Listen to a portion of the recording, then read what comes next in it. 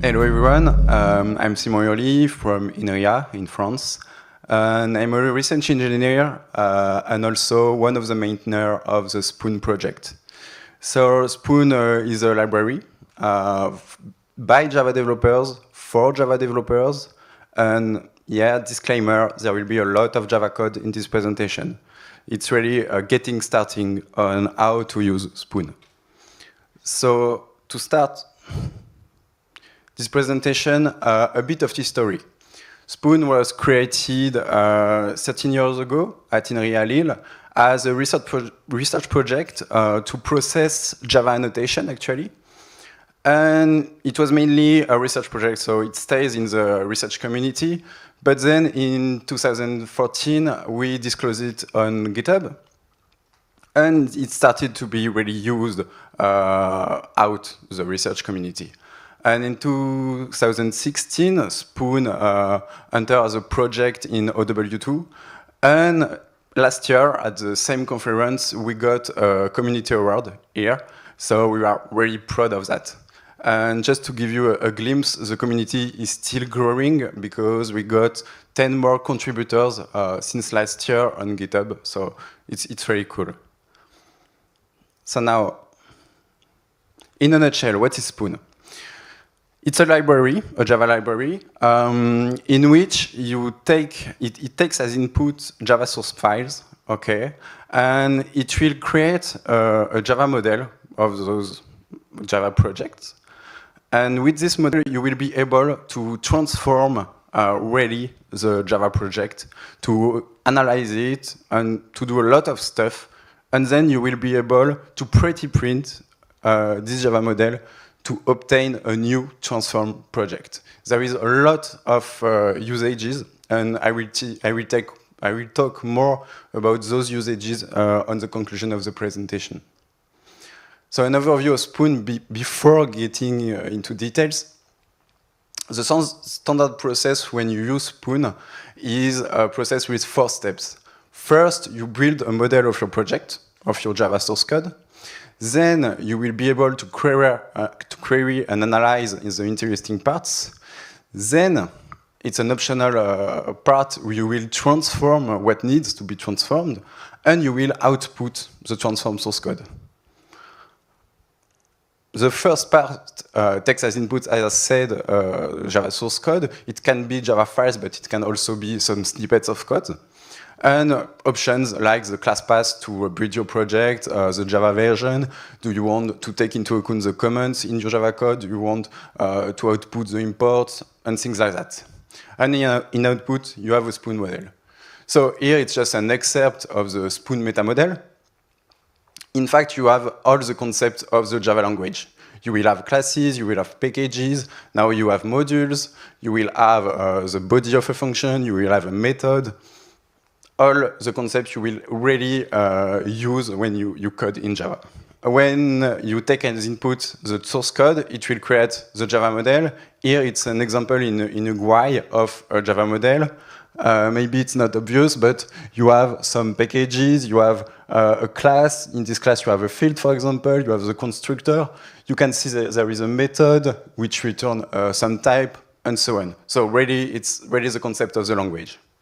And it's a tree, actually. Okay, so it's an abstract syntax tree. The second part is really to query and analyze the model. To do that, you will use a Java API, okay? In fact, we have 2 different APIs in Spoon for doing that. A query API, which is really a filter chaining API. You chain some filters. And an Express-like API, which is more used if you really know what is the path of the node you want to reach. Here, I will mainly talk about the filter chaining API. And to transform the model, in fact, it's only performing CRUD operations on the node of the model.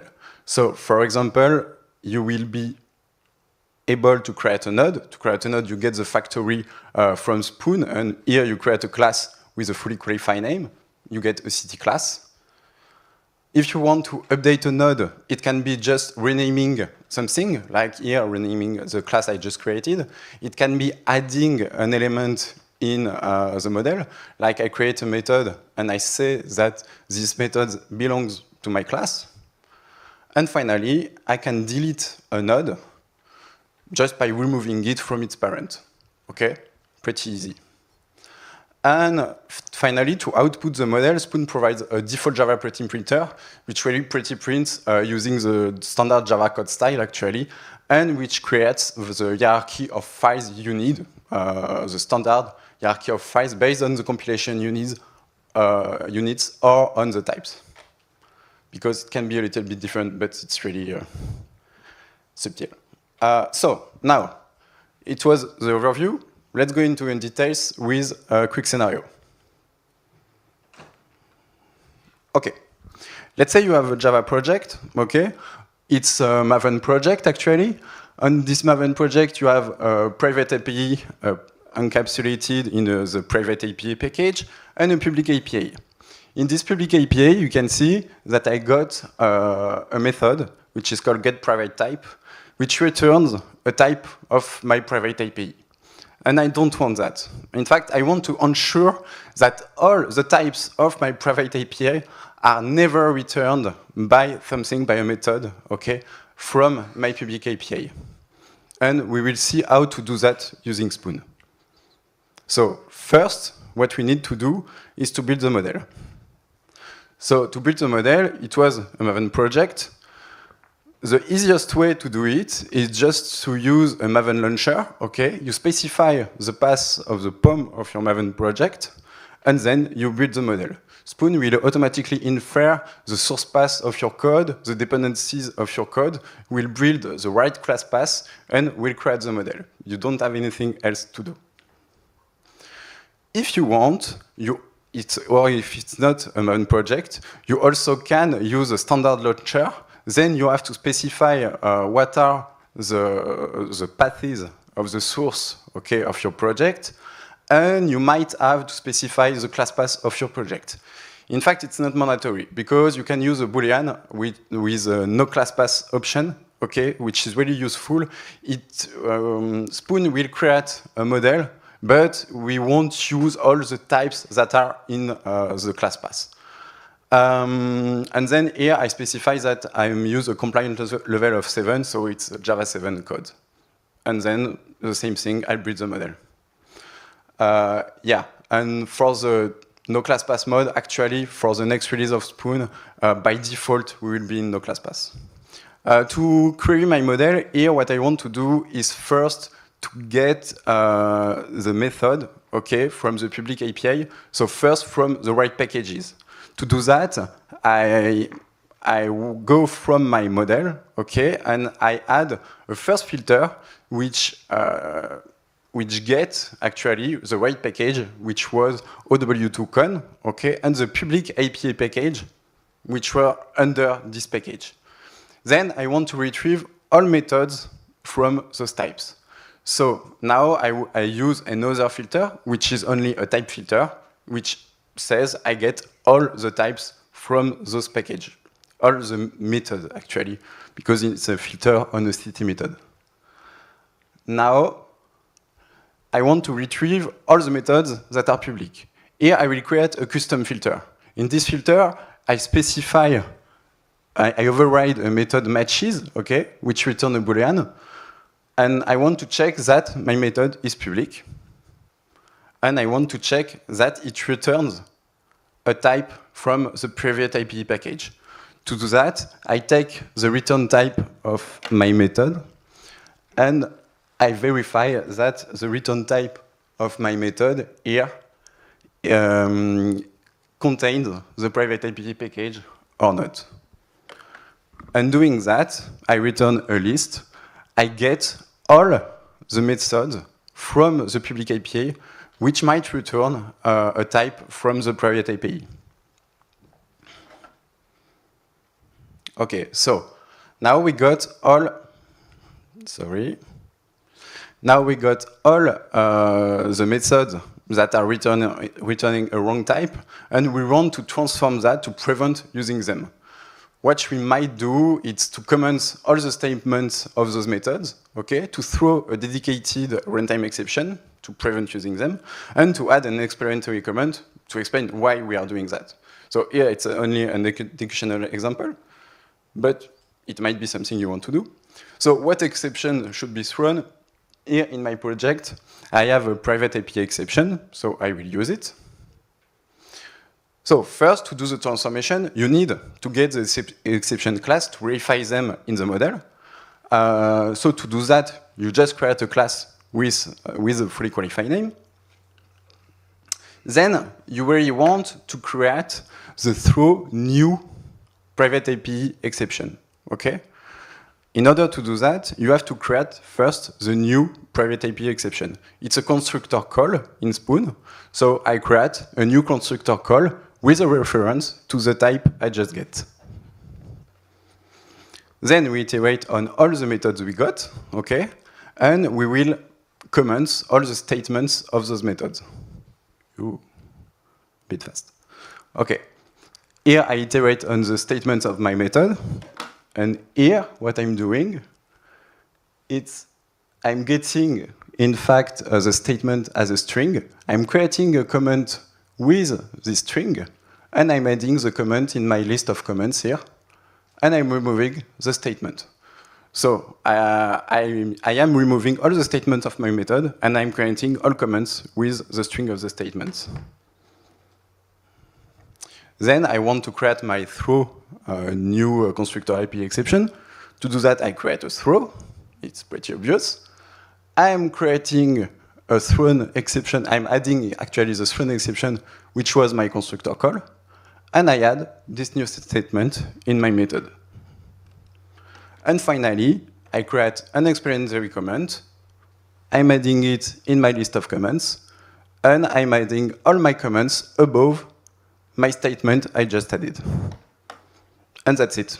We got a transformation of our model. We have to output the model. It's only one line. We just have to call the prettyprint method of the launcher. And what we obtain then? We obtain that. So we can see on that class that we got only fully qualified names, and here we only got a through new private API exception. So where are my comments? Why I'm not using imports? As I said at the beginning, you have to specify in Spoon when you want to use, in fact, the comments from the source code, and when you want to use auto imports. So I only have to set up the right environments, and here to switch the Boolean to true to enable the comments and the auto imports.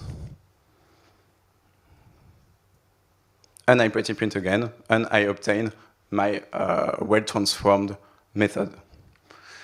So it might look a bit tedious, and in software engineering, we like to have reusable element, reusable component across different projects.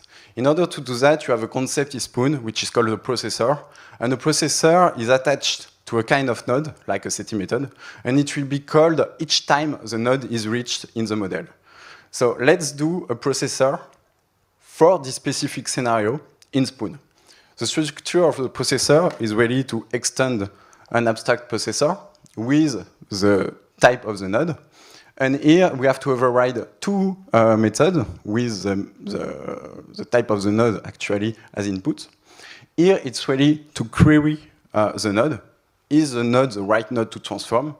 And here is to apply the transformation. So process is called only if is to be processed returns true. So it will be easy now. Okay, is to be processed, actually it's very close to my query code. The only difference here is that before I did the query using directly the model. Here I don't have the root of the model, but I have my method. So instead of going down in my tree, I have to go up and to take the parent of the method to check that the class belongs to the public API package. It's the only difference. The rest is the same. And now for the process, it's pretty easy if I manage to display it.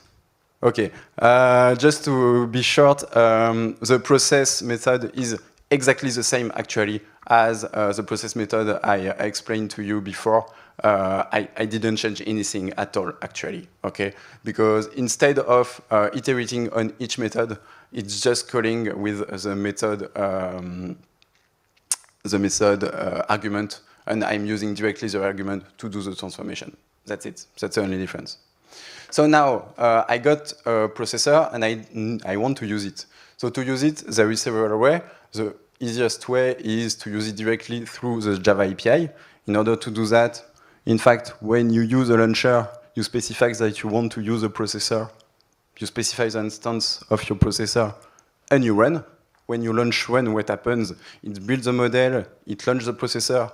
On the model, it will output the transfer model. So it does everything.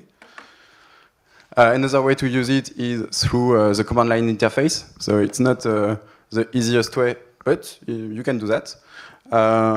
You see that here you have to specify the full class path. Here it's a class path using the spoon, the jar. Here it's the jar containing my processor. I call the launcher. I specify that I want imports, I want comments. I specify the input, the output, and the processor I want to use. And you see that when I display my file, it has been processed. And maybe the most interesting way in using it is through a Maven plugin. Actually, you don't have anything else to do in your project if you want to use Spoon than putting those lines in your project. So we have a Spoon Maven plugin, okay? This Spoon Maven plugin will call Spoon with the source code of your project, okay? And here I call it when it generates the sources, okay? So the first steps of the compilation goal in Maven. I specify the dependency which contains actually my processor, and a configuration. So when it generates sources, it's calling Spoon with this configuration, which says that I want to enable commands, I want to enable imports, and I want to use that processor. And it will call the processor on the source, okay, of your own project. And it will be output and compile the transformed source code. So it can be really useful if you want, for example, to check some properties, okay, during the compilation phase. Because, yeah, you will be able, to check a lot of, to ensure a lot of properties, to do some tests, a lot of different things. So, to conclude this presentation, Spoon is really a multi-tool for the Java project. Here, it was really about a basic usage of Spoon. In fact, a lot of projects are using Spoon for code analysis, for program repair, for code transpiling, for example, to go from Java to C#. For test amplification in the Stomp project, I know XWiki is using it inside their build goal to enforce some properties. Really, don't hesitate to use it in your own project or to test some usages for architecture checking, for code refactoring, for test enforcing. We have plenty of new features that are incoming, like a template, a big template feature which is coming, which can really help in doing big refactorings in projects. And we really have an incredible community, so don't hesitate to come and put some issues on our GitHub to ask questions and things like that. And come help if you want, help us improving Spoon and get ready for Java 11 because it's a task we have to do. Thank you.